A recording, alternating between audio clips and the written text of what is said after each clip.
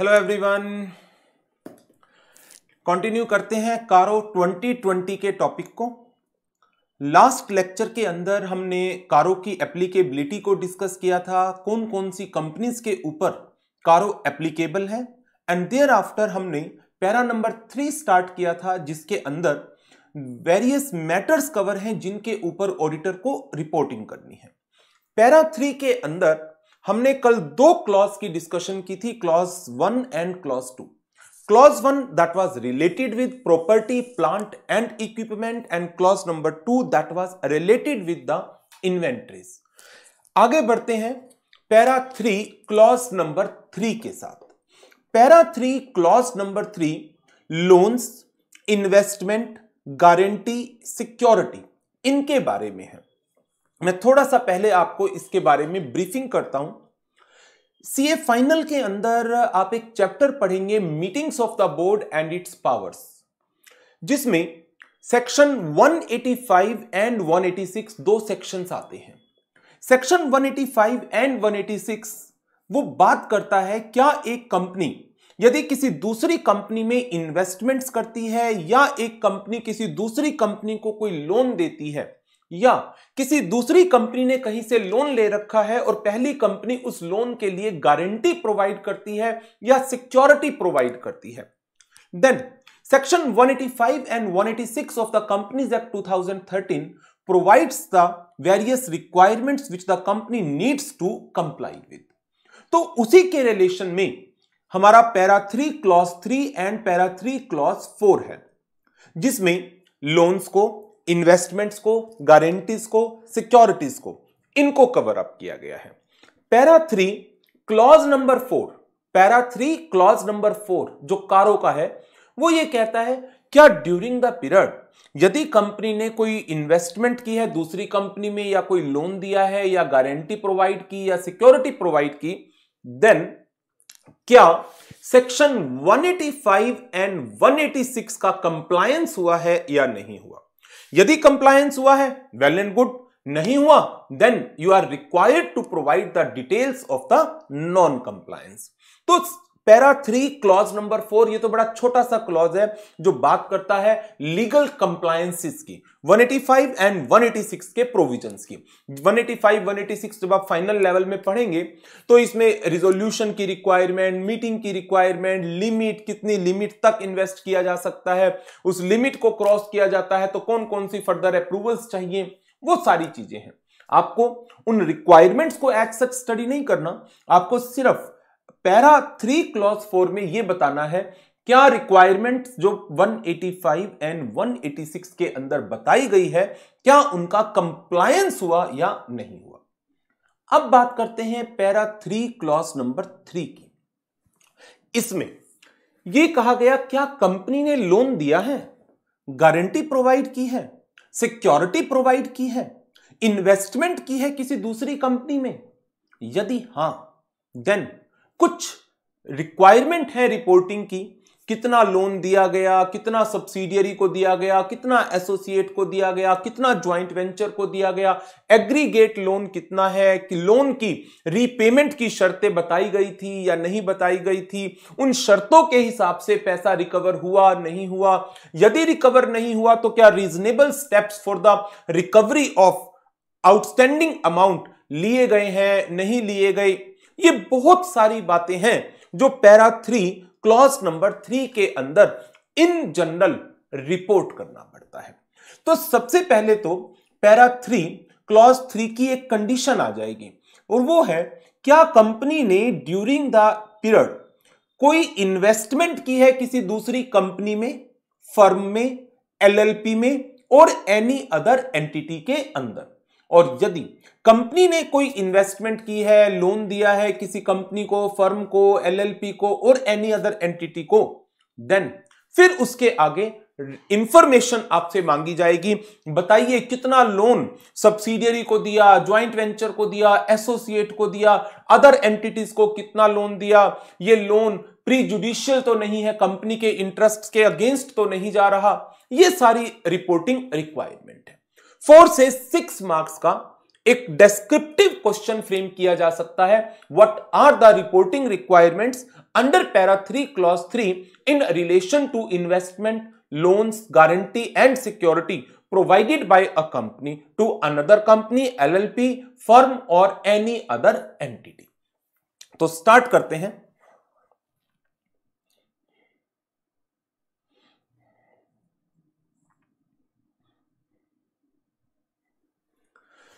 Para 3 clause 3,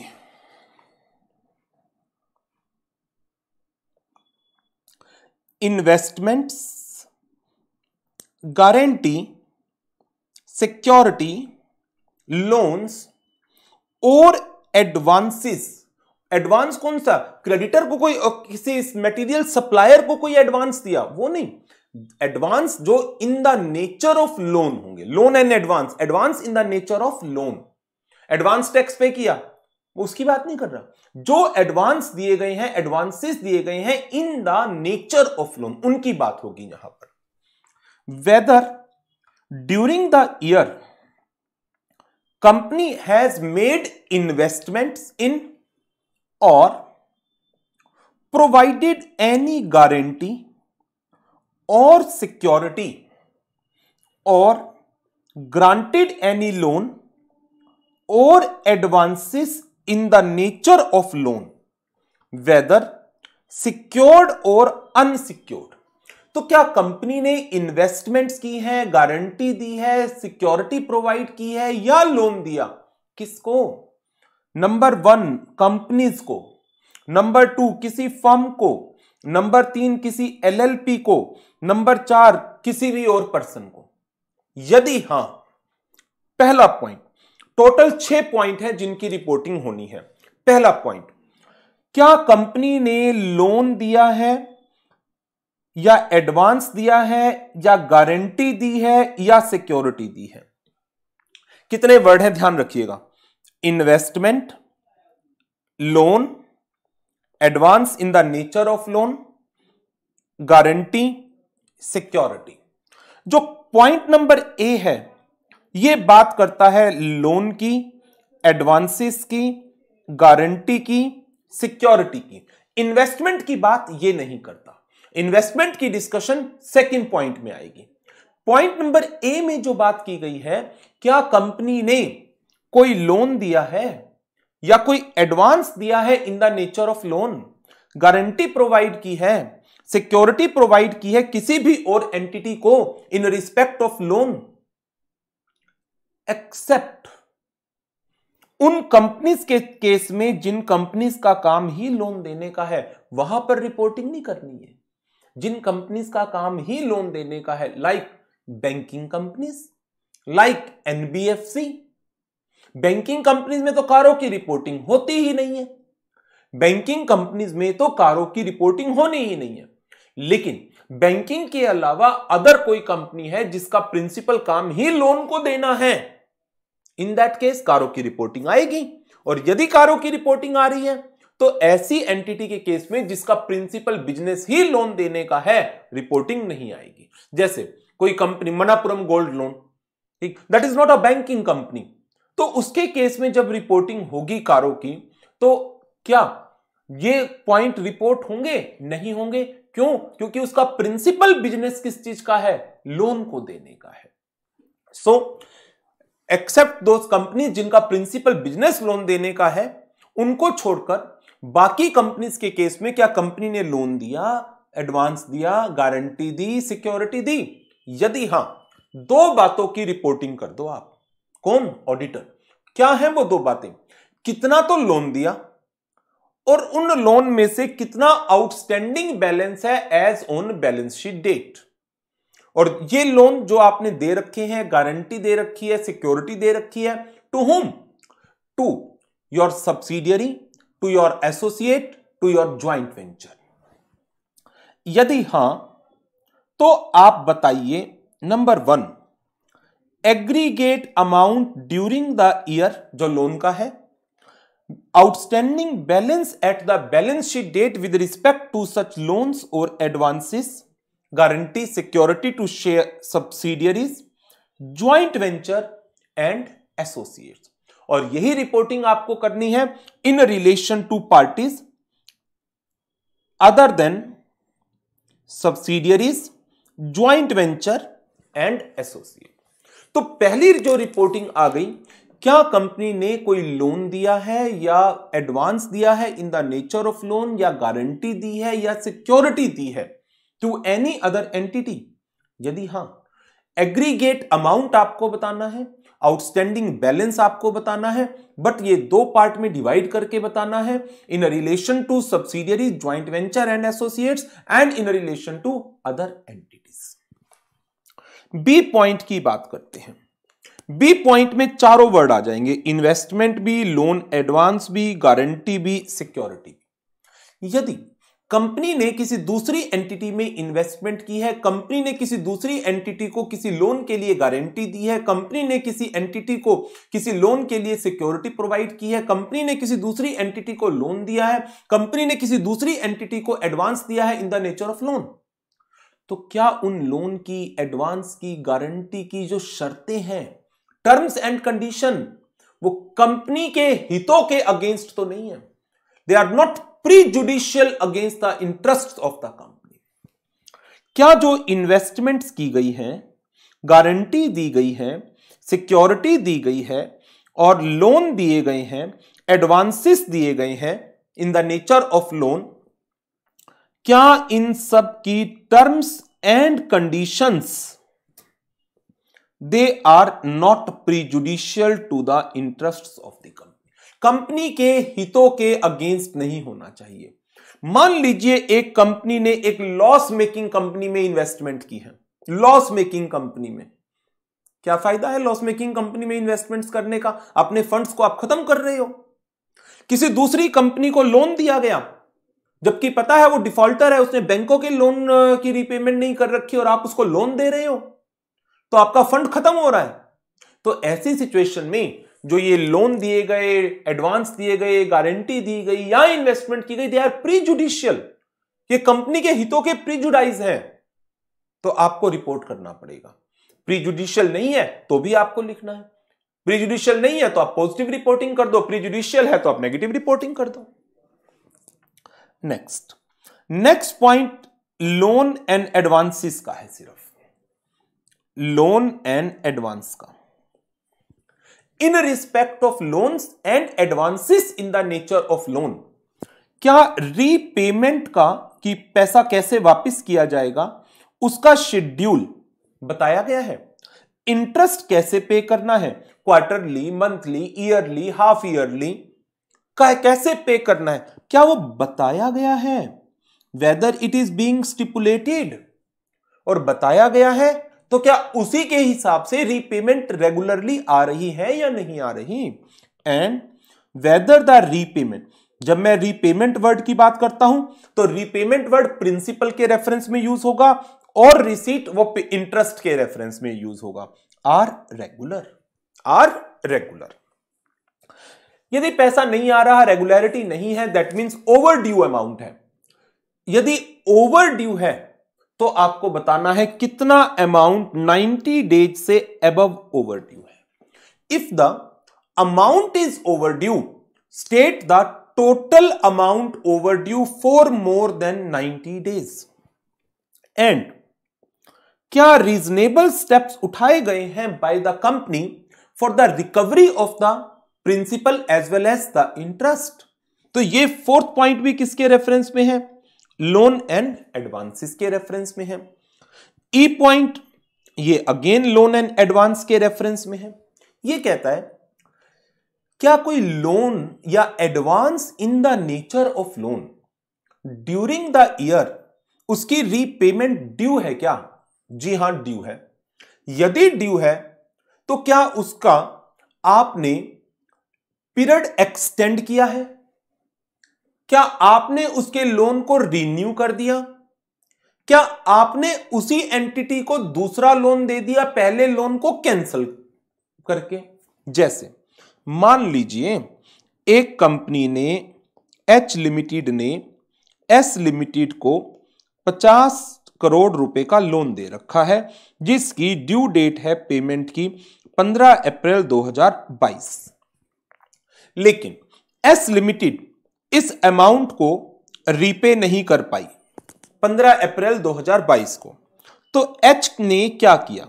number 1, इसने loan को renew कर दिया, इसने रीपेमेंट की डेट को एक्सटेंड कर दिया 6 महीने के लिए 15/10/2022। इसने एक नया लोन दे दिया 50 करोड़ का और इस नए लोन से पुराने लोन को सेटल कर दिया। क्या ऐसा हुआ है ड्यूरिंग द ईयर?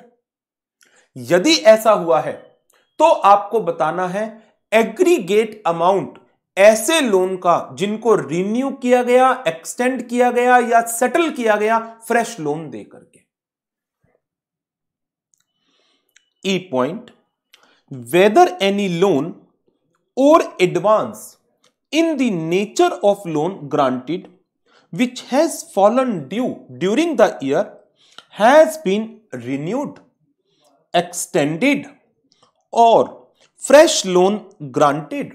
3 चीज, रिन्यूअल, एक्सटेंशन और settlement through the fresh loan to settle the overdues of existing loan given to the same party. यदि हां तो क्या करना है? आपको एग्रीगेट अमाउंट बताना है इन रिन्यूअल्स का, एक्सटेंशन का एंड फ्रेश लोन का, और टोटल लोन में ऐसे लोन की कितनी परसेंटेज है। Percentage of this aggregate to the total loan और advance in the nature of loan granted during the year. ये पॉइंट हो गया हमारा ई। एफ पॉइंट, क्या ड्यूरिंग द ईयर ऐसा कोई लोन या advance in the nature of loan दिया गया है जिसके रीपेमेंट डिमांड पर है, जब पैसा मांगा जाएगा तब दे देंगे, कोई टाइम पीरियड ही फिक्स नहीं किया, no time period has been fix for the repayment, और आप डिमांड जब पैसा मांगेंगे तब मिलेगा, या तो कुछ कहा ही नहीं या डिमांड वर्ड लिख दिया। तो यदि ऐसा है जहां पर रीपेमेंट स्पेसिफिक नहीं है, देन आपको बताना है aggregate amount of such loans granted during the year और उनकी परसेंटेज टोटल लोन के अंदर।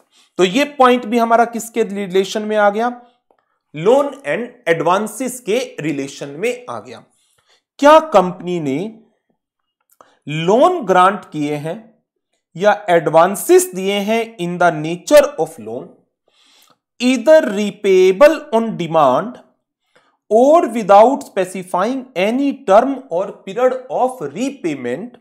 यदि हां, specify the aggregate amount, percentage thereof to the total loan granted, aggregate amount of loan granted to promoter and the related parties। ये 6 reporting है जो para 3 clause number 3 के अंदर ऑडिटर को करनी है in relation to investments, guarantees, loans and advances in the nature of loan. तो 6 point in total हमने इसके अंदर कवर अप किए हैं। तो एक बार जल्दी से इसको और समराइज कर लेते हैं।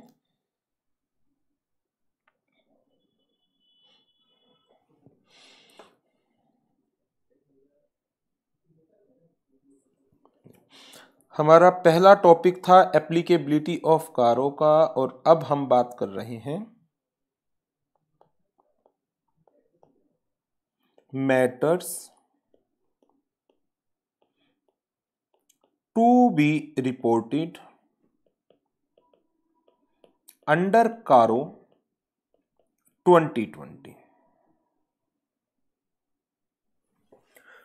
पैरा 3 क्लॉज 1 बात करता है किसकी? प्रॉपर्टी, प्लांट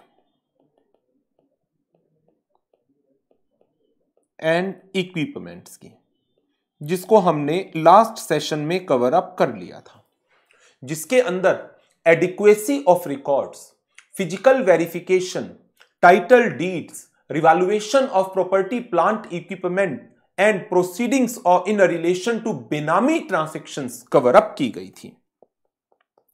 नंबर 2 पर हमने बात की थी इन्वेंट्रीज की। पैरा 3 क्लॉज 2, इसके अंदर जो डिस्कशन आई थी 2 पॉइंट पर डिस्कशन थी। नंबर 1 इसके रिकॉर्ड्स एंड फिजिकल वेरिफिकेशन की, और नंबर 2 जो स्टेटमेंट्स बैंकिंग या फाइनेंशियल इंस्टीट्यूशंस के पास सबमिट की गई है, यदि working capital limit against current assets 5 crore रुपए से ऊपर की है तो जो पर्टिकुलर्स उस स्टेटमेंट में बताए गए हैं that agree with the books of accounts और नॉट। आज हमने जो रिपोर्टिंग कवर अप की है that is loans and advances की। Loans, advances, investments, guarantees, security, इनके रिलेशन में। तो इसमें कहा क्या गया है? Number 1, weather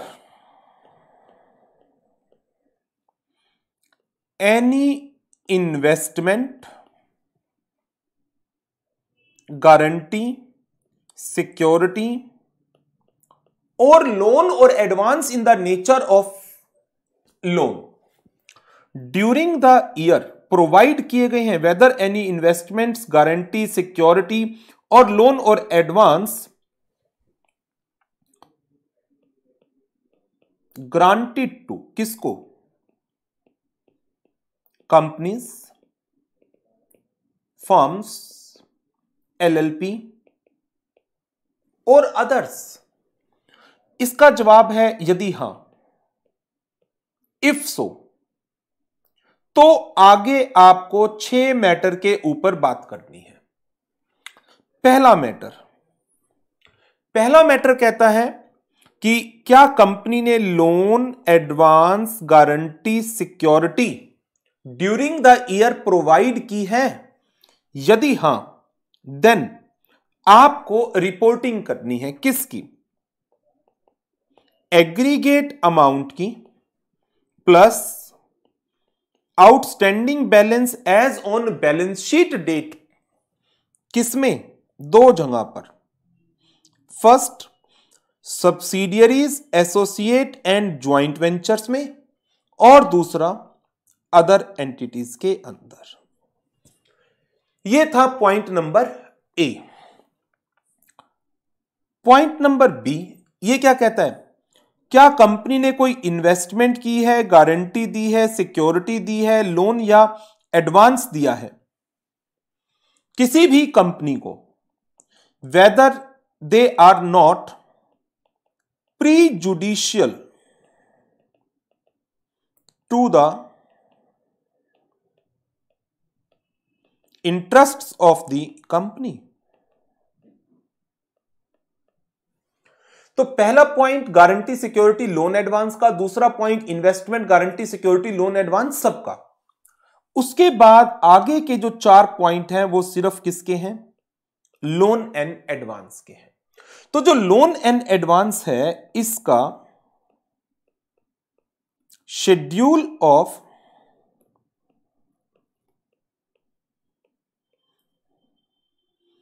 repayment of principal and payment of interest. Payment of interest क्या बताया गया है? Whether stipulated and repayments are regular. क्या रीपेमेंट्स रेगुलर है या नहीं है? तो ये हमारा तीसरा पॉइंट हो गया।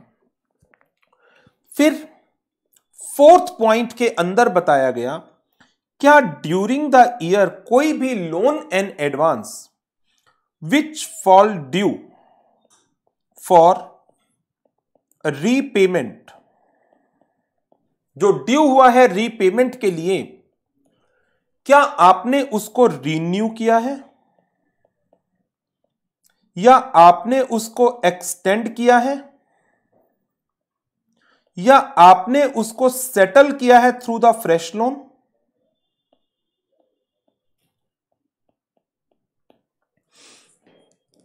अच्छा, ये 6 पॉइंट था, बीच में एक पॉइंट रह गया। सेटल किया है थ्रू द फ्रेश लोन, यदि हां तो क्या बताना है? Aggregate amount of such loans and percentage in total loans and percentage in total loans. पांचवा पॉइंट जो बेसिकली ये पांचवा था, तो एक पॉइंट बीच में जो स्किप हो गया, क्या loan and advance over due है? यदि हां तो आप बताइए 90 डेज से ज्यादा कितना ओवर ड्यू है, and whether reasonable steps are being taken by the company for the recovery of such outstanding principal and the interest। और लास्ट पॉइंट, क्या लोन एंड एडवांस ग्रांट किए गए हैं during the year which are repayable on demand, या terms and condition repayment की not defined. बताई नहीं रखी, इंटरेस्ट की पेमेंट, प्रिंसिपल की रीपेमेंट। देन आपको बताना है aggregate amount of such loan and percentage in total loan and loan granted to promoters and the related parties। loans granted to promoter and the related parties। तो ये मैंने इसकी एक छोटी सी समरी बनाई है पैरा 3 क्लॉज 3 की।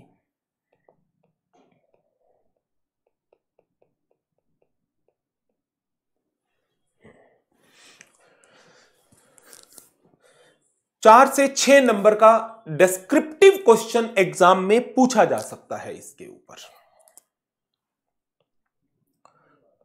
नेक्स्ट, वो मैंने पहले ही आपको कराया था, बहुत ही छोटा सा क्लॉज है, compliance of section 185 and 186।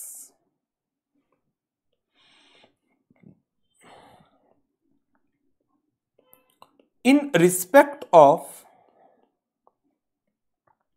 loans, investment, guarantee, security, whether provisions of sections 185 and 186 are complied with, उनका कंप्लायंस किया गया है क्या? If not, provide the details thereof। इस नॉन कंप्लायंस की डिटेल्स प्रोवाइड करिए। तो ये मैं आपको नोट्स में से भी करा देता हूं, बुक में से।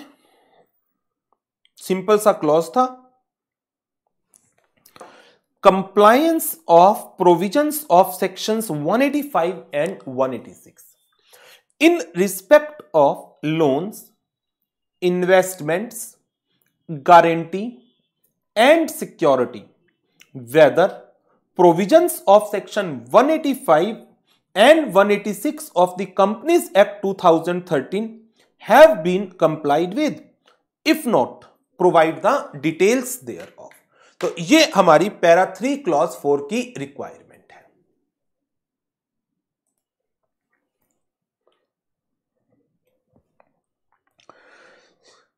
चलिए नेक्स्ट क्लॉज के ऊपर चलते हैं, para 3 clause number 5।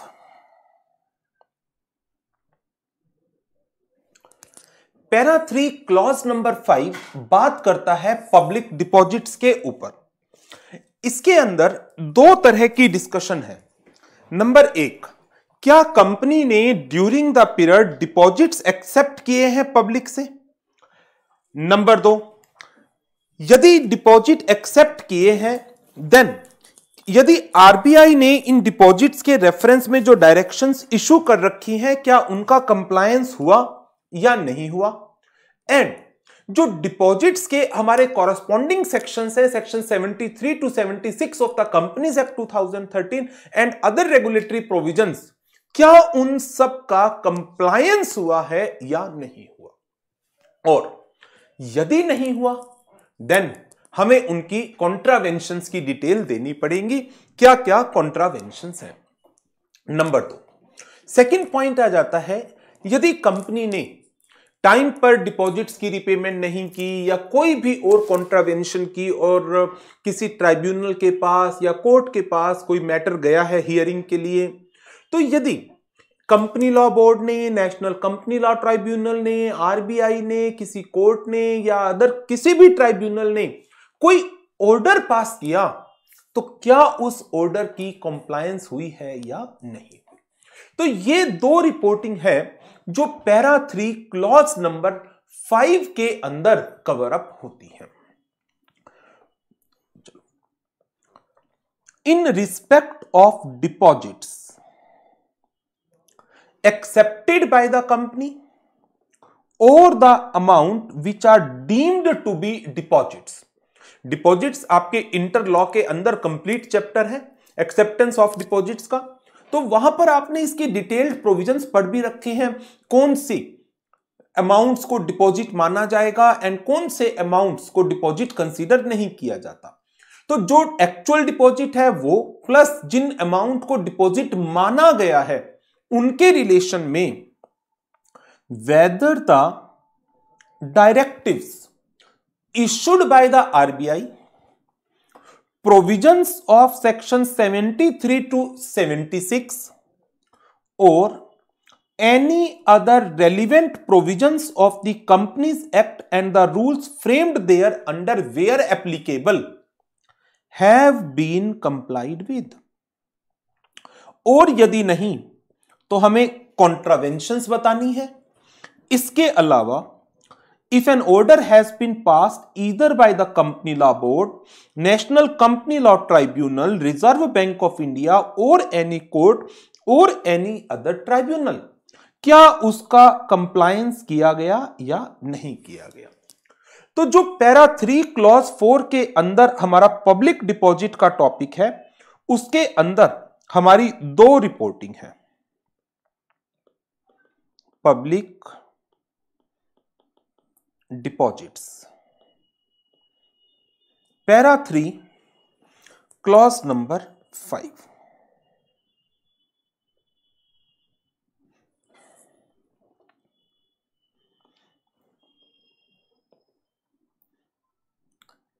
If deposits are accepted by the company during the year, then directives of RBI,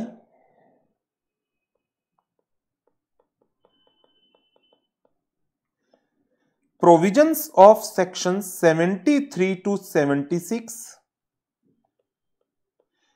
and other related provisions of Companies Act 2013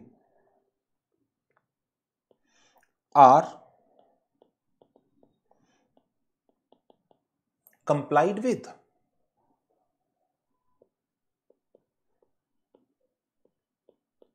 If not,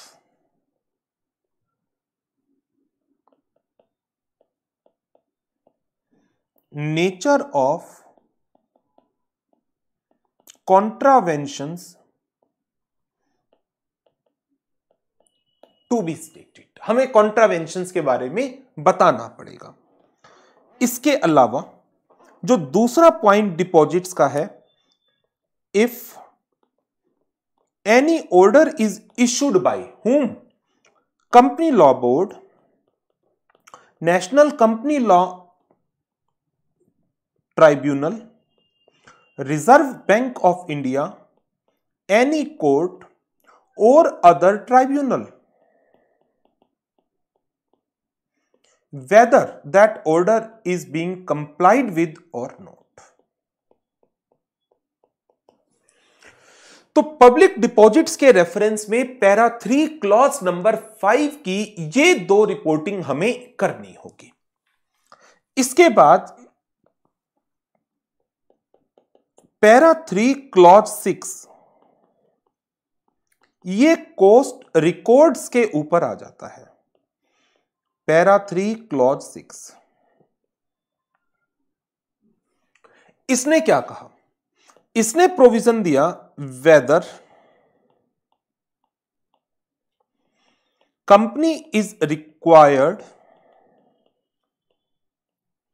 to maintain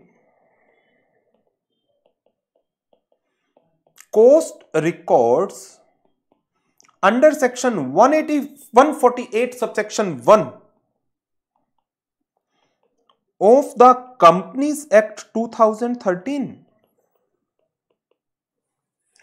क्या company section 148 subsection 1 के अंदर covered है? Section 148 subsection 1 आप audit के अंदर already cover up कर चुके हैं, जिसमें बताया गया है कि कौन कौन सी कंपनीज को कोस्ट रिकॉर्ड्स बनाने की जरूरत है। अच्छा, कोस्ट 148 तो अभी नहीं कराया, कोई बात नहीं। 148 ठीक, 148 कॉस्ट रिकॉर्ड्स, उसके अंदर आप पढ़ेंगे कि कौन सी कंपनीज को कोस्ट अकाउंट्स बनाने की जरूरत है। जिन कंपनीज ने कोस्ट अकाउंट्स बनाए उनमें से किन कंपनीज को कोस्ट रिकॉर्ड्स की ऑडिट कराने की जरूरत है। तो यहां पर जो प्रोविजन है सेक्शन 148 के अंदर वो बताया गया है कि यदि इमीडिएट प्रीसीडिंग फाइनेंशियल ईयर की aggregate turnover of all products and services 35 crore rupees या उससे ज्यादा है, then company is required to include the records relating to material, labour and other items of cost in their books of account. So section 148 subsection 1 के अंदर जिन companies को cover up किया गया है, regulated and non regulated sector की company जिनकी immediate preceding financial year की aggregate turnover from all products and services वो एक्सीड करती है, इक्वल है 35 करोड़ रुपीस के, तो उनको कॉस्ट रिकॉर्ड्स बनाने हैं। तो नंबर 1 पर तो जो हमारी बात आ जाएगी, क्या कंपनी को कॉस्ट रिकॉर्ड्स बनाने की जरूरत है? क्या कंपनी सेक्शन 148 सबसेक्शन 1 के अंदर कवर अप होती है? यदि हां, if yes, then as a auditor हमें रिपोर्ट करना है whether such records are being made and maintained। क्या ये रिकॉर्ड बनाए गए हैं और इनको मेंटेन किया गया है? तो ये पॉइंट हमारा पैरा 3 क्लॉज 6 के अंदर आ जाता है। देखिए, whether maintenance of cost records has been specified by the central government under section 148 subsection 1 of the Companies Act 2013। And number 2, क्या ये अकाउंट्स और रिकॉर्ड्स बनाए गए हैं और मेंटेन किए गए हैं या नहीं किए गए। ये था हमारा para 3 clause number 6। Para 3 clause 7 important है, स्टैट्यूटरी ड्यूज का। अब इसको पहले एक बार समझ लीजिए, फिर मैं आपको इसको बुक में से रीड करा दूंगा, फिर मैं एक बार इसको रिवाइज करा दूंगा। 3 स्टेप में हम इस पैरा को लेकर चलते हैं, इंपॉर्टेंट है। स्टैट्यूटरी ड्यूज से हमारा मतलब क्या है? वो dues which a company is required to pay to the authorities like income tax, sale tax, service tax, excise duty, custom duty. Service tax तो अब खत्म हो गया, जीएसटी, एक्साइज आज भी है। सो इनकम टैक्स की बात करो, जीएसटी की बात करो, एक्साइज ड्यूटी की, कस्टम ड्यूटी की, वैट की, सेस की, प्रोविडेंट फंड की, एम्प्लॉय स्टेट इंश्योरेंस की और एनी अदर स्टैट्यूटरी ड्यूज। बात ही खत्म करी। एनी अदर स्टैट्यूटरी ड्यूज जो भी किसी अथॉरिटी के पास जमा कराना था, क्या कंपनी रेगुलर है इन अमाउंट को अथॉरिटीज के पास जमा कराने में? यदि रेगुलर नहीं है देन कितना अमाउंट आउटस्टैंडिंग है for a period more than 6 month, 6 महीने से ज्यादा पीरियड के लिए outstanding as on balance sheet date. Balance sheet date पर 6 महीने से ज्यादा आउटस्टैंडिंग कैसे निकालोगे? जो ड्यू डेट है उस ड्यू डेट से आपने 6 महीने हो गए अभी तक पे नहीं किया, तो वो 6 महीने से ज्यादा पीरियड के लिए आउटस्टैंडिंग हो गया और वो आपने जमा नहीं कराया, तो कंपनी को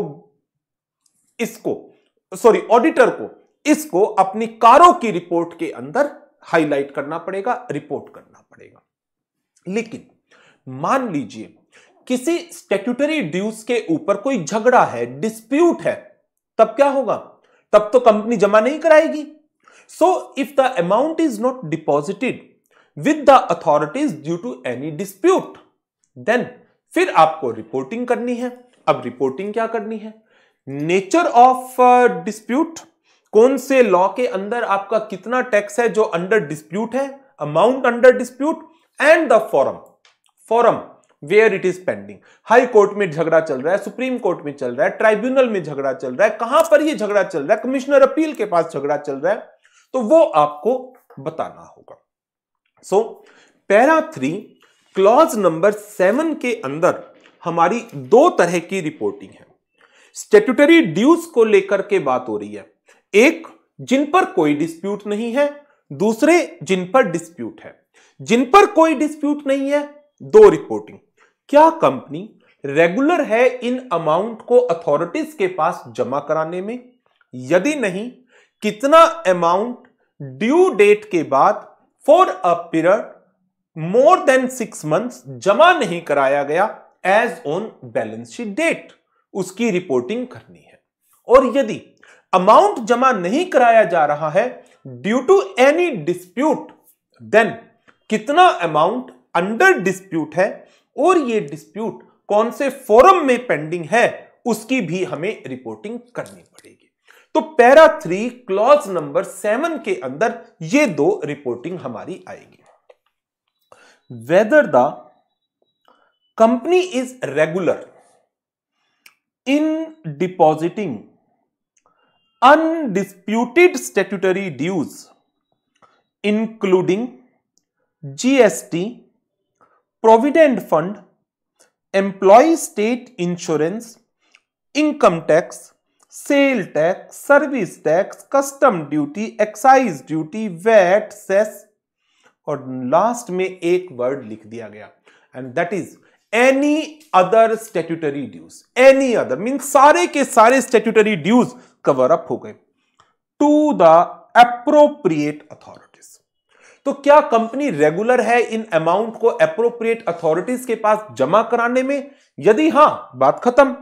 यदि नहीं, if not, extent of the arrear of outstanding statutory dues as on the last day of the financial year concerned for a period more than 6 months from the date they became payable shall be indicated. Outstanding, अब मान लीजिए company ने 15 जून 2021 को कोई amount पे करना था, due date है, आपने इसको 15 मार्च 2022 को पे कर दिया। अब आप इसकी रिपोर्टिंग कैसे करेंगे? नंबर 1, क्या ये फाइनेंशियल ईयर के एंड में आउटस्टैंडिंग है? क्या ये अमाउंट फाइनेंशियल ईयर के एंड में आउटस्टैंडिंग है? नहीं, नहीं। तो क्या इसकी रिपोर्टिंग इसमें आएगी? No, no. लेकिन क्या कंपनी रेगुलर है? नहीं, कंपनी इर्रेगुलर है। Company is not regular, company irregular है, डिपॉजिट कराने में आउटस्टैंडिंग नहीं है। क्या स्टैट्यूटरी ड्यूज जो ऊपर बताए गए हैं डिपॉजिट नहीं कराए गए due to any dispute, then the amount involved and the forum where the dispute is pending should be mention.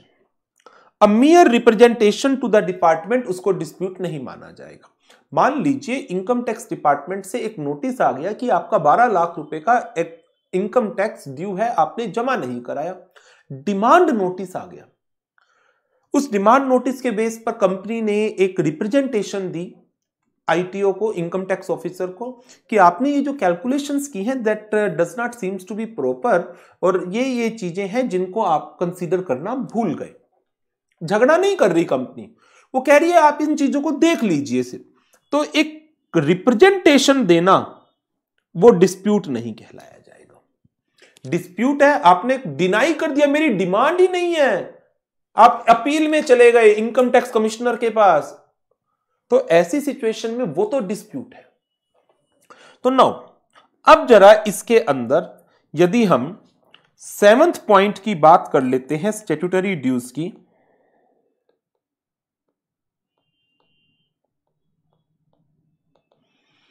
तो इसमें स्टैट्यूटरी ड्यूज है कौन से? Provident fund, ESI, GST, excise duty, VAT, custom duty, income tax, cess etcetera, कोई भी है। इन statutory dues को हमने डिवाइड कर दिया कितनी कैटेगरीज में? 2 में। अनडिस्प्यूटेड, कोई झगड़ा नहीं है। डिस्प्यूटेड, जब कोई झगड़ा नहीं है तो आपको जो रिपोर्टिंग करनी है किसकी? रेगुलरिटी की। क्या कंपनी रेगुलर है या नहीं? रेगुलरिटी कब है? पेमेंट ऑन और बिफोर ड्यू डेट, तो हम कहेंगे कंपनी रेगुलर है। इर्रेगुलर, कंपनी पेमेंट कर रही है, अपनी लायबिलिटी एक्सेप्ट कर रही है, पेमेंट आफ्टर ड्यू डेट और payment not made. If payments not made, that is outstanding as at end of financial year,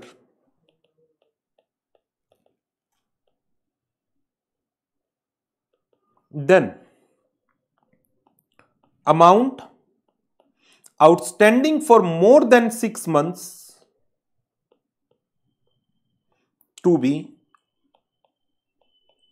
reported। ये तो बात हो गई अनडिस्प्यूटेड की। क्या कंपनी रेगुलर है? रेगुलर नहीं है तो इररेगुलर है, तो पेमेंट आफ्टर ड्यू डेट कर दी गई। आउटस्टैंडिंग है या नहीं है? आउटस्टैंडिंग नहीं है, ओके, लेट पे किया, ठीक है, कंपनी इररेगुलर है। बट आउटस्टैंडिंग है, then at the end of financial year कितना अमाउंट आउटस्टैंडिंग है for a period more than 6 months needs to be reported. Disputed के केस में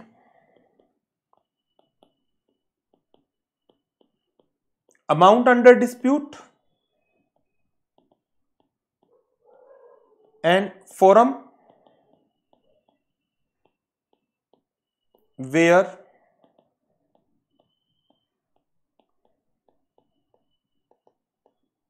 dispute is pending needs to be reported. तो ये हमारा clause number 7 था statutory dues का।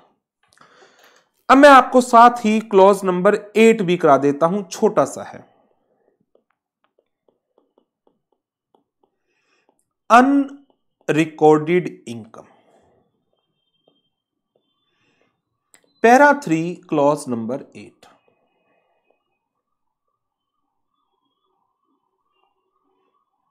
ये क्या कहता है? दो बातें करता है। whether any transaction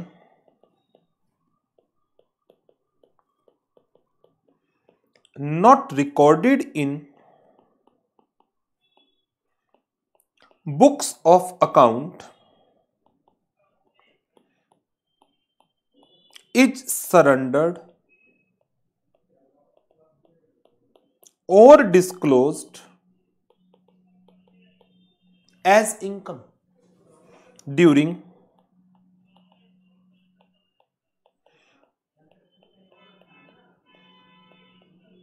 tax assessments.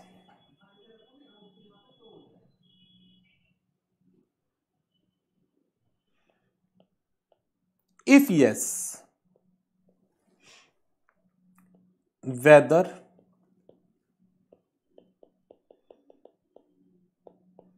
previously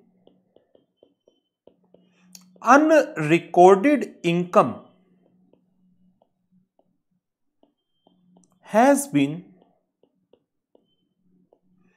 properly recorded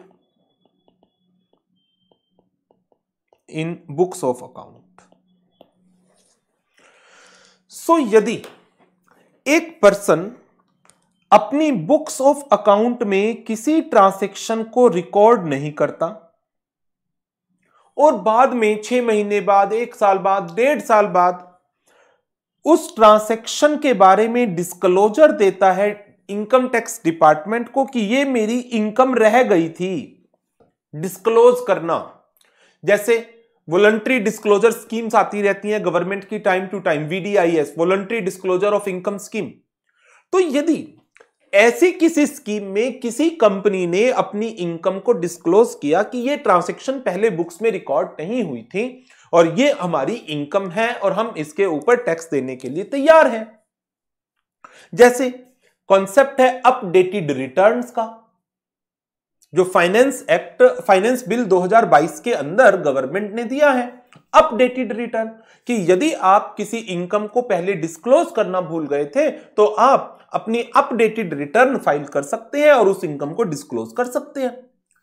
तो आप किसी इनकम को डिस्क्लोज करना भूल गए थे तो इसका मतलब है आपने उसको बुक्स ऑफ अकाउंट में रिकॉर्ड नहीं किया था पहले। तो यदि वो ट्रांजैक्शन जिसको बुक्स ऑफ अकाउंट में रिकॉर्ड नहीं किया गया था और बाद में टैक्स असेसमेंट के दौरान उसको एज ए इनकम डिस्क्लोज किया गया है, देन तो क्या आज की डेट में अब आपने उसको बुक्स में रिकॉर्ड करा या नहीं करा? अब तो रिकॉर्ड करोगे ना उसको, पहले डिस्क्लोज नहीं किया, कोई बात नहीं, अब डिस्क्लोज कर रहे हो तो बुक्स में उसकी एंट्री पास कर दो।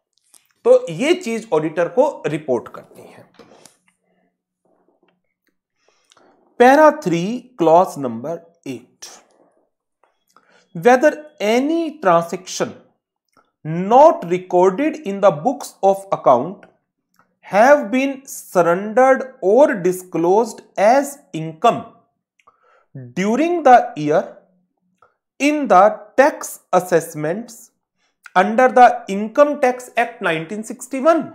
यदि हां, इफ सो, तो जो प्रीवियसली अनरिकॉर्डेड इनकम है उसको प्रॉपरली बुक्स ऑफ अकाउंट के अंदर ड्यूरिंग द ईयर रिकॉर्ड किया या नहीं किया। यह था हमारा पैरा 3 क्लॉज नंबर 8। आगे बात करते हैं पैरा 3 क्लॉज नंबर 9 की, and that is repayment of dues. काफी सारे छोटे छोटे पॉइंट हैं इसके अंदर और बड़े ही सिंपल पॉइंट हैं। क्या क्या सुनिए। क्या कंपनी ने कोई डिफॉल्ट किया है इन रीपेमेंट ऑफ एनी लोन और बोरोविंग? जो लोन किसी भी लेंडर से ले रखा था, किसी फाइनेंशियल इंस्टीट्यूशन से ले रखा था, या डिबेंचर का डिफॉल्ट है, तो यदि कंपनी ने कोई बोरोविंग ले रखी थी और उस बोरोविंग को रीपे करने में कंपनी ने डिफॉल्ट किया है? यदि हां, तो डिफॉल्ट की नेचर हमें बतानी है, पीरियड ऑफ डिफॉल्ट हमें बताना है। उसके लिए एक फॉर्मेट इसी ऑर्डर में बता रखा है। बोरोविंग की नेचर क्या है? मान लीजिए डेट इंस्ट्रूमेंट, लेंडर का नाम क्या है? XYZ लिमिटेड नाम की कंपनी को डिबेंचर, XYZ लिमिटेड नाम के पर्सन से ये डिबेंचर्स का पैसा लिया हुआ था। कितना अमाउंट ड्यू डेट पर पे नहीं किया? 5 करोड़ रुपए। प्रिंसिपल है या ब्याज है? 5 करोड़ में 4 करोड़ प्रिंसिपल है, 1 करोड़ का ब्याज है। कितने दिन का डिले हुआ? 50 दिन का डिले हुआ। रिमार्क कोई है तो दे दो। तो पहला पॉइंट तो इसका डिफॉल्ट के ऊपर आ जाता है। नंबर 2 पर, क्या किसी बैंक ने या फाइनेंशियल इंस्टीट्यूशन और अदर लेंडर ने कंपनी को as a wilful defaulter declare कर रखा है क्या? कि जानबूझकर इसने डिफॉल्ट किया, फंड थे फिर भी पे नहीं किया। ओके, इसकी रिपोर्टिंग करो। टर्म लोन, बैंकों से आपने टर्म लोन लिया किसी भी चीज का, तो जब आप एक बैंक से टर्म लोन लेते हैं ना, तो एट दैट टाइम आपको किस पर्पस के लिए इस पैसे को यूज करना है वो बताना पड़ता है। तो जिस पर्पस के लिए टर्म लोन लिया गया है, क्या उसी पर्पस के लिए टर्म लोन के पैसे को यूटिलाइज किया गया है या नहीं किया गया है? It needs to be reported whether the term loan has been utilized for the purpose for which the term loan is obtained। यदि उसी पर्पस के लिए, मान लीजिए आपने मशीनरी के लिए टर्म लोन लिया, मशीनरी के लिए ही यूज कर लिया, बात खत्म। लिया मशीनरी के लिए, बना दी उससे बिल्डिंग, तो जो डाइवर्जन किया गया है फंड्स का, उसकी रिपोर्टिंग करनी है, उसकी रिपोर्टिंग करनी है। इसके अलावा क्या फंड्स जो लिए गए थे शॉर्ट टर्म बेसिस पर, लाइक वर्किंग कैपिटल लिमिट, लेकिन आपने यूज कर लिया लॉन्ग टर्म के लिए, रिपोर्ट करो, प्रॉब्लम हो जाएगी। आपने वर्किंग कैपिटल के लिए पैसा लिया, इन्वेंट्री के लिए पैसा लिया, working capital day to day operational expense के लिए पैसा लिया, तो day to day operational expense के लिए पैसा लिया और उससे आपने बिल्डिंग बना दी, रिकवरी कैसे करोगे, रीपेमेंट कैसे करोगे? मान लीजिए आपने इन्वेंट्री खरीदनी है, इन्वेंट्री को खरीदने के लिए पैसा लिया, तो उसको आप रीपे करना चाह रहे हो 6 महीने में, तो आप इन्वेंट्री को बेच करके पैसे चुका दोगे। लेकिन आपने पैसा तो रेज किया इन्वेंट्री के लिए और उस पैसे को यूटिलाइज कर लिया बिल्डिंग बनाने के लिए, इन्वेंट्री खरीदी नहीं तो बेचोगे कहां से? लोन की रीपेमेंट कैसे करोगे? प्रॉब्लम एराइज होगी। तो यदि फंड्स को शॉर्ट टर्म पर्पस के लिए लिया गया है बट यूटिलाइज कर लिया गया लॉन्ग टर्म पर्पस के लिए, it needs to be reported. And इसके अलावा कंपनी ने कोई भी फंड लिए हैं, किससे? From any entity or person, किसके लिए? अपनी सब्सिडियरी, ज्वाइंट वेंचर और एसोसिएट, उनकी ऑब्लिगेशंस को फुलफिल करने के लिए। Whether the loan has been taken for fulfilling the obligations of subsidiary, joint venture, associate, यदि हां बताओ कौन सी ट्रांजैक्शन है, किससे फंड लिया है, कितना अमाउंट इन्वॉल्व है। एंड इसी तरह से कंपनी ने सब्सिडियरी में, ज्वाइंट वेंचर में, एसोसिएट्स में इन्वेस्ट कर रखा है, उनकी सिक्योरिटीज के अगेंस्ट, उनकी सिक्योरिटीज को प्लेज करके कोई लोन लिया गया है क्या? तो उसकी डिटेल भी हमें देनी है। तो इन टोटल 6 पॉइंट है जो पैरा 3 क्लॉज नंबर 9 के अंदर ऑडिटर को रिपोर्ट करने होते हैं।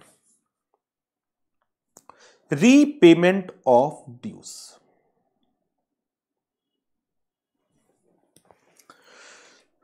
क्या कंपनी ने कोई डिफॉल्ट किया है इन रीपेमेंट ऑफ लोन्स और अदर बोरोविंग या इनके इंटरेस्ट में टू एनी लेंडर? यदि हां, तो period and amount of default is to be reported as per the format. Nature of borrowing, मान लीजिए टर्म लोन किससे लिया था? स्टेट बैंक ऑफ इंडिया से। कितना अमाउंट पे नहीं किया? 2.54 करोड़। प्रिंसिपल है या इंटरेस्ट है? प्रिंसिपल है। कितने दिन का डिले किया या अनपेड है? पे ही नहीं किया आज तक, unpaid. Remarks if any, request given for reschedulement. Company ने रिक्वेस्ट दे रखी है बैंक को कि इस लोन की रीपेमेंट को रीशेड्यूल कर दिया जाए, ऐसा कुछ भी है तो इस तरीके से ये रिपोर्टिंग करनी होगी। तो पहला पॉइंट आ गया, क्या कंपनी ने किसी भी लेंडर के प्रिंसिपल या उसकी इंटरेस्ट की पेमेंट में डिफॉल्ट किया है? डिफॉल्ट किया है तो आपको ये रिपोर्टिंग करनी है। Lender wise detail is to be given in case of default to bank, financial institutions and government. Debentures का डिफॉल्ट है, एक एक पर्सन के डिबेंचर के डिफॉल्ट को रिपोर्ट करने की जरूरत नहीं है, एग्रीगेट अमाउंट आप लिख सकते हैं। क्या कंपनी को as a wilful defaulter declare किया गया है बाय एनी बैंक और फाइनेंशियल इंस्टीट्यूशन और any other lender? Term loan इनको अप्लाई किया गया है for the purpose for which the loans were obtained. जैसे मैंने एग्जांपल दिया, लोन लिया गया मशीनरी के लिए और उससे कार खरीद ली गई।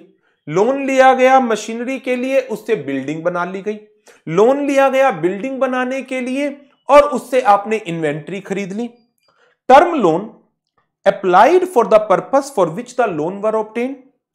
इफ नॉट, कितना अमाउंट लोन का डाइवर्ट किया है और किस पर्पस के लिए यूज किया गया है, उसकी रिपोर्टिंग करनी पड़ेगी।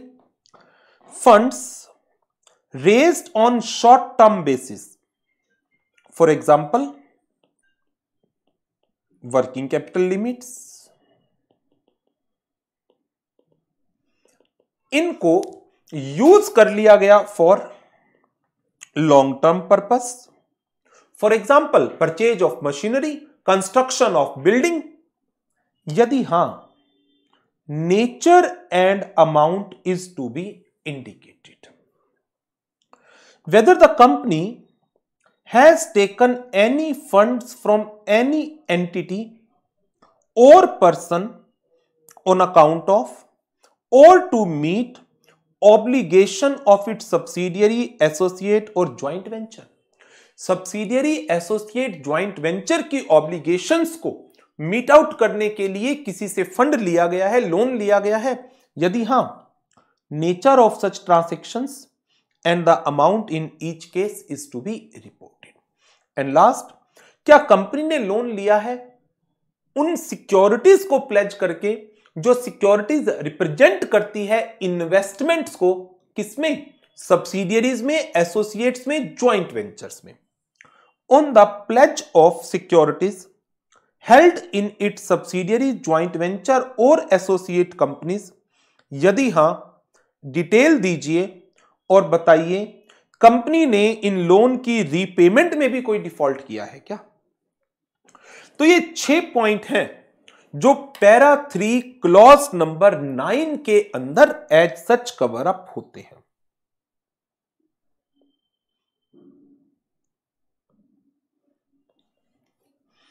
Para 3 clause number 9, repayment of dues. Para 3 clause number 9 direct theoretical है, तो इसलिए इसकी ज्यादा और डिस्कशंस में तो क्या जाए, इसको समराइज कर देते हैं 6 पॉइंट।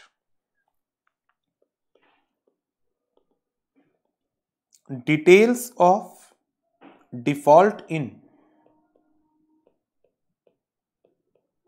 रीपेमेंट ऑफ प्रिंसिपल और payment of interest in specific format. Company is declared as willful defaulter by any bank, financial institution or any other lender. Term loan का पैसा यूटिलाइज किया गया है for the purpose for which the loan was taken. If not, यदि ऐसा नहीं है, then कितना अमाउंट डाइवर्ट किया गया और किस पर्पस के लिए यूज किया गया उसकी रिपोर्टिंग करनी होगी. Funds raised for short term utilised for long term. Any funds raised to meet out the obligations of subsidiary, joint venture and associates. If yes, nature of the transaction and amount involved is to be reported. Whether any loan is being raised against pledge of securities that are being invested in subsidiary, joint venture or associate companies, and any default in repayment of such loans. Any default in repayment of such loans. तो ये था हमारा para 3 clause number 9. अब साथ ही आपको para 3 clause 10 भी करा देता हूं.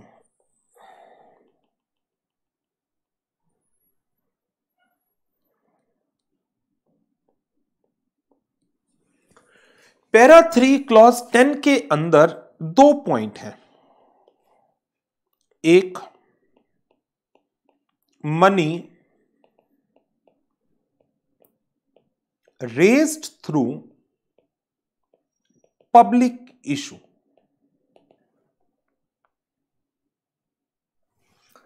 यदि ड्यूरिंग द ईयर कंपनी ने आईपीओ से इनिशियल पब्लिक ऑफर, एफपीओ से फर्दर पब्लिक ऑफर, चाहे वो शेयर्स का है या डिबेंचर्स का है, किसी का भी है, ठीक, उससे यदि मनी रेज की है, then whether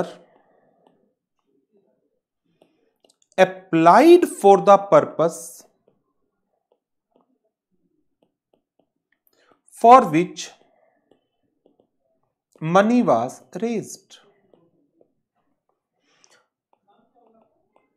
जब एक कंपनी पब्लिक ऑफर से पैसा रेज करती है तो वो प्रोस्पेक्टस इशू करती है, लेटर ऑफ ऑफर इशू करती है या इनविटेशन टू ऑफर देती है, तो उसके अंदर क्या पर्पस स्पेसिफाइड होता है कि किस पर्पस के लिए इस अमाउंट को यूटिलाइज किया जाना है? डेफिनेटली हां, पर्पस स्पेसिफाइड होता है.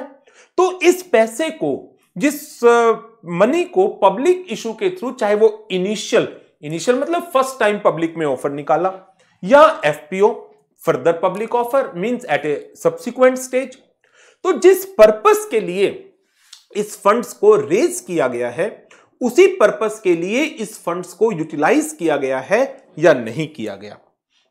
If not provide details. किस चीज की? क्या कोई देरी की गई है यूटिलाइज करने में? डिफॉल्ट किया है, कहीं और यूज कर लिया? क्या बाद में इस गलती को सुधारा गया? सब्सिक्वेंट रेक्टिफिकेशन कुछ है या नहीं है? ये चीजें हैं जो ऑडिटर को रिपोर्ट करना है. So whether the money that is being raised by the public issue, चाहे वो आईपीओ है, एफपीओ है, इक्विटी का है, डेट का है, जिस पर्पस के लिए फंड्स को रेज किया गया था उसी पर्पस के लिए फंड को यूटिलाइज किया गया। If not, delay, default, subsequent rectification, उसकी डिटेल हमें देनी है। दूसरा पॉइंट जो इसके अंदर है पैरा 3 क्लॉज 10 में, that is preferential allotment. Preferential allotment, whether company has made any preferential allotment or private placement of shares, fully convertible debentures, partly convertible debenture, optionally convertible debentures, shares का, debentures का, किसी का भी आपने private placement या preferential allotment के through allotment की है, यदि हां, if yes, whether provisions of Section 42 and 62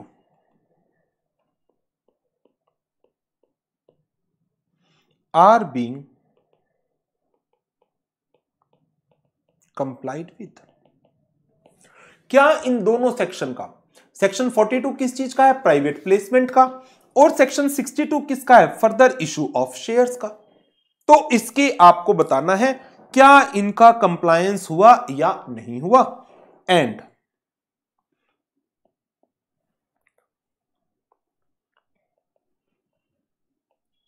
funds were used for the purpose for which funds were raised, if not, provide the details। provide the details। तो ये है दो पॉइंट जो हमारे पैरा 3 क्लॉज नंबर 10 के अंदर कवर अप होते हैं।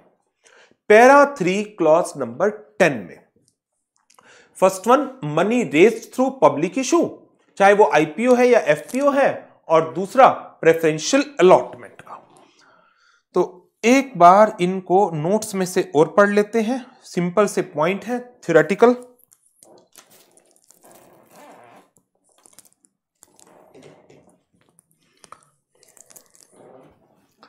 Para 3 clause 10, application of money raised by public issue, whether the money raised either by way of IPO or FPO during the year were applied for the purpose for which these funds were raised।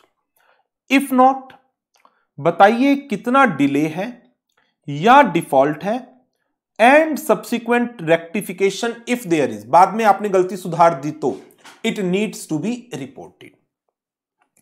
दूसरा point है हमारा preferential allotment का, whether the company has made any preferential allotment और private placement shares का, convertible debenture either fully, partially और optionally, यदि हां तो provisions of section 42 and section 62, 42 किसका? प्राइवेट प्लेसमेंट का, 62 फर्दर इशू ऑफ शेयर्स का, are being complied with and the funds raised are used for the purpose for which the funds were raised। if not, provide the detail in respect of amount, कितना amount involve है, और non compliance की nature को report करना है। तो ये था हमारा पैरा 3 क्लॉज नंबर 10। आगे बढ़ते हैं, अगेन एक इंपॉर्टेंट क्लॉज है फ्रॉड। फ्रॉड के रेफरेंस में हम सेक्शन 43 सबसेक्शन 12 भी पढ़ते हैं, जहां पर प्रोविजन है कि यदि कंपनी के ऊपर कंपनी के किसी ऑफिसर या एम्प्लॉय ने फ्रॉड किया और उस फ्रॉड का अमाउंट स्पेसिफाइड लिमिट से ज्यादा है, then auditor is required to make a report to the central government in form number ADT4। तो वो लिमिटेड फ्रॉड हो गया कि फ्रॉड कंपनी के ऊपर हुआ, कंपनी के ऑफिसर या एम्प्लॉय ने किया, फ्रॉड का अमाउंट इंडिविजुअली 1 करोड़ रुपए से ज्यादा है, तो सेंट्रल गवर्नमेंट को रिपोर्ट करनी है। लेकिन पैरा 3 क्लॉज नंबर 11 ऑफ कारो 2020 यह बात करता है सारे फ्रॉड्स की। इसने कहा if any fraud bye the company, whether any fraud bye the company, company ने किसी पर किया, और any fraud on the company, company पर किसी ने किया, ऑफिसर एम्प्लॉय की कोई बात नहीं, मीन सारे फ्रॉड, चाहे फ्रॉड कंपनी ने किसी पर किया या किसी और ने कंपनी पर किया, नोटिस किए गए हैं ड्यूरिंग द ईयर। नोटिस कौन करेगा? मैनेजमेंट।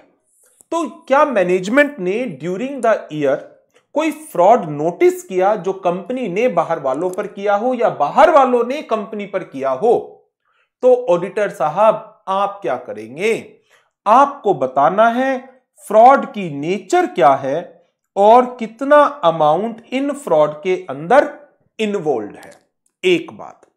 नंबर 2, क्या सेक्शन 143 सबसेक्शन 12 के अंदर ऑडिटर ने फॉर्म ADT4 के अंदर सेंट्रल गवर्नमेंट को कोई रिपोर्ट सबमिट की है क्या? बस ये बताना है। एंड नंबर 3, यदि कंपनी में कोई विसल ब्लोअर कंप्लेंट्स आई हुई हैं, जैसे विजिल मैकेनिज्म के अंदर होती हैं, तो कंपनी को एक विजिल मैकेनिज्म क्रिएट करना पड़ता है कि जिसमें एक अर्ली अलार्म्स, कोई कंपनी का एम्प्लॉय आउटसाइडर बताना चाहता है कि हां कंपनी में ये गड़बड़ चल रही है, तो ऐसी whistle blower complaints during the year company को रिसीव्ड हुई, तो क्या ऑडिटर ने अपने ऑडिट वर्क के दौरान उन विसल ब्लोअर कंप्लेंट्स को कंसीडर किया है या नहीं किया? ऑडिटर तो हमेशा ही कहेगा कि हां मैंने कंसीडर किया है। ये तो शायद आपको कहीं पर किसी रिपोर्ट में देखने को ही नहीं मिलेगा, I have not consider the whistle blower complaint. Auditor क्यों लिखेगा? अच्छा ये सी पॉइंट है, सॉरी इसका नंबर रह गया C. Whether the auditor has considered whistle blower complaints if any received during the year by the company. तो para 3 clause 11 के अंदर फ्रॉड की रिपोर्टिंग है। 11th पॉइंट हमारा फ्रॉड, पैरा 3 क्लॉज नंबर 11, इसके अंदर कौन कौन सी रिपोर्टिंग करनी है? Number 1, weather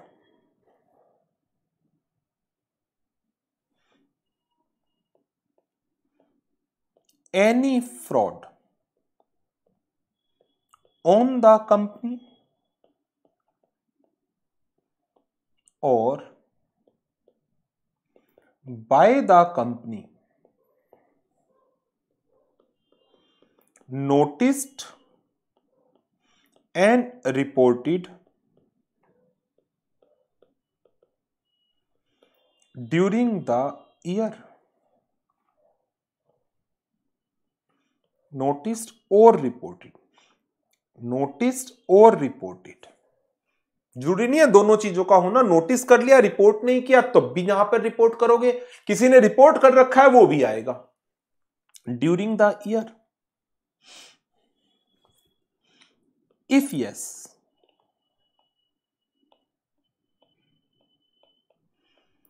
nature of fraud and amount involved is to be indicated। दूसरा इसके अंदर क्या रिपोर्ट करना है? Whether any report under section 143 subsection 12 of companies act 2013 in form number ADT4 filed with central government. See whether auditor has considered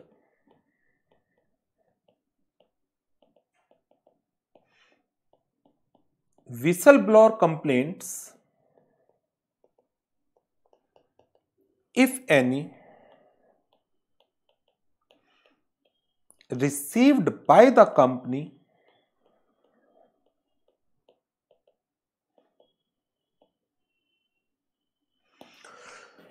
during the year.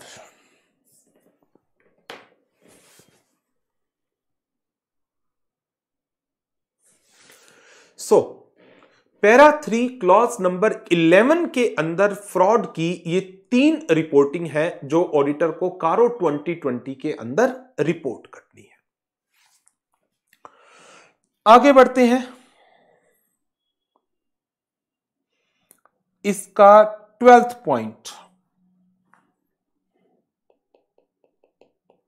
Nidhi companies.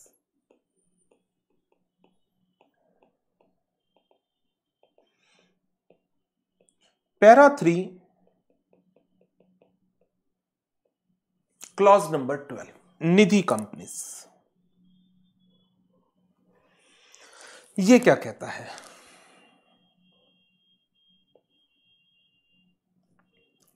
Reporting करनी है हमें number 1,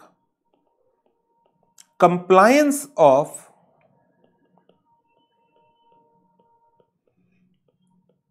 net own funds to deposit liability ratio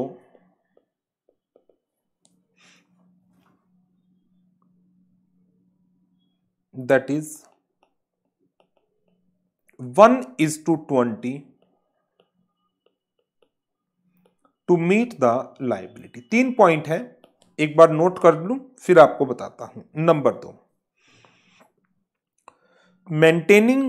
maintenance of 10% unencumbered term deposits, and third,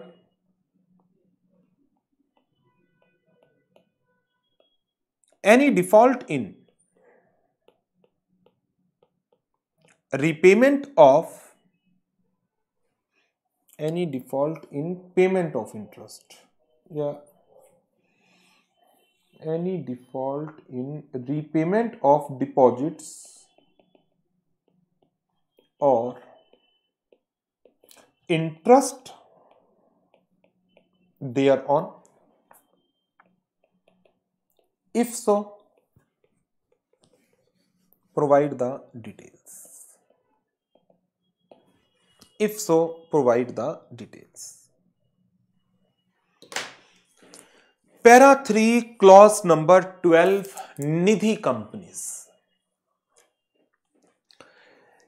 इसके अंदर सबसे पहले तो आपको निधि companies के बारे में आइडिया होना चाहिए। निधि कंपनी सीए फाइनल में आप पढ़ेंगे सेक्शन 406 के अंदर, जिसमें कहा गया है निधि कंपनीज का मतलब वो कंपनीज हैं जो म्यूचुअल बेनिफिट के लिए काम करती है फॉर द मेंबर्स, जो मेंबर्स के म्यूचुअल बेनिफिट के लिए काम करती है, like chit fund companies, mutual benefit companies. तो इन कंपनीज का प्राइमरी ऑब्जेक्टिव होता है कि अपने मेंबर से डिपॉजिट्स को एक्सेप्ट करना, उन डिपॉजिट्स को मेंबर को ही लोन की फॉर्म में देना। तो नो, अब जो डिपॉजिट एक्सेप्ट किया है तो वो डिपॉजिट एक तरीके से लायबिलिटी हो गई। तो नाउ निधि कंपनीज को इंश्योर करना है कि जो कंपनी के अपने फंड हैं उसका मैक्सिमम से मैक्सिमम 20 टाइम्स तक की डिपॉजिट लायबिलिटी कंपनी क्रिएट करे। निधि रूल्स के अंदर ये सारी कंडीशंस बताई गई है, निधि रूल्स 2014 में, सीए फाइनल लॉ के पेपर में आप आगे जाकर पढ़ेंगे। बट अभी आपको थोड़ा सा आइडिया मैंने दे दिया कि निधि कंपनी वो है जहां पर मेंबर से डिपॉजिट एक्सेप्ट किया जाता है, एक पूल बनाया जाता है, उसमें पैसा इकट्ठा हुआ और इस पैसे को जिन मेंबर्स को जरूरत है इन पैसे की, उन मेंबर्स को लोन की फॉर्म में दिया जाता है। तो जो निधि कंपनीज के अलग अलग डिपॉजिट स्कीम है, वो डिपॉजिट का पैसा लायबिलिटी की फॉर्म में है, देना तो पड़ेगा वापस। यहां शेयर कैपिटल की बात नहीं हो रही, मेंबर से एक तो शेयर्स का पैसा लिया जाएगा और दूसरा जो है वो डिपॉजिट्स एक्सेप्ट किए जाते हैं, डिपॉजिट्स। तो पहला पॉइंट ये आ गया, क्या कंपनी ने net own fund to deposit liability की रेशो को 1:20 का इंश्योर किया या नहीं किया। नंबर 2, डिपॉजिट्स की रीपेमेंट को इंश्योर करने के लिए निधि रूल में प्रोविजन है कि जो आपके डिपॉजिट्स हैं उनका कम, जो आपकी डिपॉजिट लायबिलिटी है, डिपॉजिट लायबिलिटी, मैं लायबिलिटी वर्ड क्यों यूज कर रहा हूं, जैसे आप बैंक में सेविंग अकाउंट में पैसा जमा कराते हो तो क्या वो बैंक की लायबिलिटी है या नहीं, बैंक ने आपका पैसा देना है। उसी तरह से जब एक निधि कंपनी ने अपने मेंबर से डिपॉजिट एक्सेप्ट किया, not share capital, deposit accept किया, तो वो डिपॉजिट निधि कंपनी ने मेंबर को वापस भी तो देना है ना, तो दैट इज अ लायबिलिटी। जिस तरीके से एक बैंकिंग कंपनी को अपनी रेशोज बनानी पड़ती हैं, like capital adequacy ratio, statutory liquidity ratio, cash reserve ratio, demand and time liabilities के बेसिस पर, तो in the similar manner Nidhi companies को भी अपनी एक रेशो मेंटेन करनी है और वो रेशो है net own fund to deposit liability 1:20। अब क्योंकि ये डिपॉजिट वापस करने हैं तो इस डिपॉजिट के लिए आपको एक सिक्योरिटी क्रिएट करनी पड़ेगी। आपको डिपॉजिट का कम से कम 10%, टर्म डिपॉजिट मतलब एफडी, जो बैंकों में एफडी होती है, fix deposit, term word use हुआ है एक फिक्स्ड पीरियड के लिए, टर्म डिपॉजिट में इन्वेस्ट करना पड़ेगा और उस डिपॉजिट के अगेंस्ट आप उधार नहीं ले सकते। तो देखो अब इसमें हुआ क्या, एक निधि कंपनी है,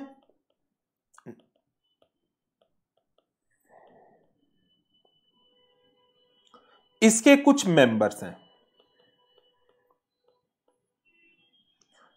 इन मेंबर्स ने कंपनी को क्या क्या प्रोवाइड किया। Number 1, share capital and number 2, deposits. ये डिपॉजिट्स रीपेएबल हैं, आपको वापिस करने हैं। तो निधि कंपनी को क्या करना है कि जो शेयर कैपिटल है plus reserve means net owned funds,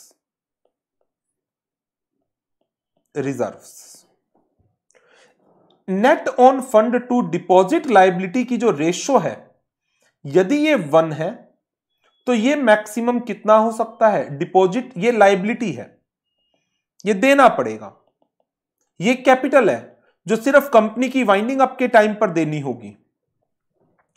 तो ये जो डिपॉजिट लायबिलिटी की रेशो है 1:20। दूसरा काम क्या करना है, क्योंकि कंपनी को ये डिपॉजिट वापस देने हैं, इन डिपॉजिट का एटलीस्ट 10% आपको टर्म डिपॉजिट्स में रखना पड़ेगा। टर्म डिपॉजिट्स का मतलब एफडीज, कहां पर, बैंकों के अंदर, जिन डिपॉजिट्स के ऊपर कोई चार्ज नहीं होना चाहिए, unencumbered term deposits.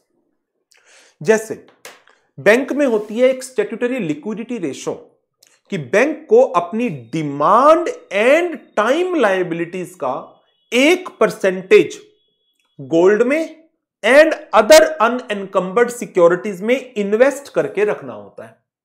Cash reserve ratio, bank को अपनी टाइम एंड डिमांड लायबिलिटीज का 1% कैश एंड कैश इक्विवेलेंट की फॉर्म में रखना पड़ेगा। तो उसी तरह से एक निधि कंपनी को अपनी डिपॉजिट लायबिलिटी का कम से कम 10% डिपॉजिट असेट में रखना पड़ेगा। दैट इज एफडी की फॉर्म में रखना पड़ेगा, और उन एफडी के अगेंस्ट आप कोई लोन नहीं ले सकते। यह है हमारी सेकंड रिक्वायरमेंट जो ऑडिटर को रिपोर्ट करनी है। एन नंबर 3, क्योंकि ये डिपॉजिट्स रीपेएबल हैं, ऑडिटर को चेक करना है क्या निधि कंपनी ने इन डिपॉजिट्स की रीपेमेंट में कोई डिफॉल्ट तो नहीं किया। इन डिपॉजिट्स के ऊपर जो ब्याज इंटरेस्ट पे करना था मेंबर को, वो इंटरेस्ट पे किया गया या नहीं किया गया। यदि नहीं किया गया देन प्रोवाइड द डिटेल, इसकी डिटेल प्रोवाइड करिए। तो ये हमारे निधि कंपनी के रिलेशन में 3 पॉइंट है जो ऑडिटर को रिपोर्ट करने हैं। बुक में से करा देता हूं एक बार। First one, whether the Nidhi company has complied with the net own fund to deposit in the ratio of 1:20.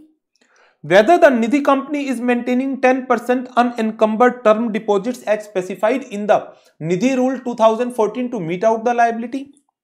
And whether there has been any default in payment of interest on deposit or repayment for any period. यदि हां तो उसकी detail provide करिए, उसकी detail देनी है। सो ये थे हमारे पैरा 3 क्लॉज 12 की रिपोर्टिंग रिक्वायरमेंट्स। तो आज हमने 10 रिपोर्टिंग रिक्वायरमेंट्स को कवर अप कर लिया। लास्ट सेशन में हमने पैरा 3 क्लॉज 1, पैरा 3 क्लॉज 2 को लिया था। आज हमने इस सेशन में पैरा 3 क्लॉज 3 से लेकर पैरा 3 क्लॉज नंबर 12 को कवर अप किया है। और नेक्स्ट सेशन में, इस सेशन को तो यहीं पर ओवर करेंगे, नेक्स्ट सेशन में पैरा 3 क्लॉज नंबर 13 से लेकर पैरा 3 क्लॉज नंबर 21 को कवर अप करेंगे और उसके साथ ये कारो कंप्लीट हो जाएगा। सो एक बार जरूर इन क्लॉजेस को रीड करिएगा, रिवाइज करिएगा, इंपॉर्टेंट टॉपिक है। और इनके क्वेश्चंस इंटर लेवल पर डायरेक्ट थ्योरेटिकल क्वेश्चंस आते हैं, कोई ऐसी केस स्टडीज की फॉर्म में क्वेश्चन फ्रेम नहीं होते। बट जो भी कॉन्सेप्ट्स हैं उनको आपको इस तरीके से स्टडी करना है कि हां, यदि कोई केस स्टडी आ भी जाए देन आप आराम से उसका आंसर दे सको। जहां पर रिक्वायरमेंट है मैंने एप्रोप्रिएटली उनके एग्जाम्पल्स लेकर के आपको कराया। जो इसकी केस स्टडी बन सकती है वो मेनली एप्लीकेबिलिटी के ऊपर ज्यादा चांसेस होते हैं, और उसके मैंने आपको काफी सारे एग्जाम्पल है एप्लीकेबिलिटी के, वो मैंने आपको करवाए थे, ये रहे। राइट, तो इस सेशन को करते हैं ओवर और नेक्स्ट सेशन के अंदर इस टॉपिक को कंप्लीट करेंगे। Thank you very much and good bye.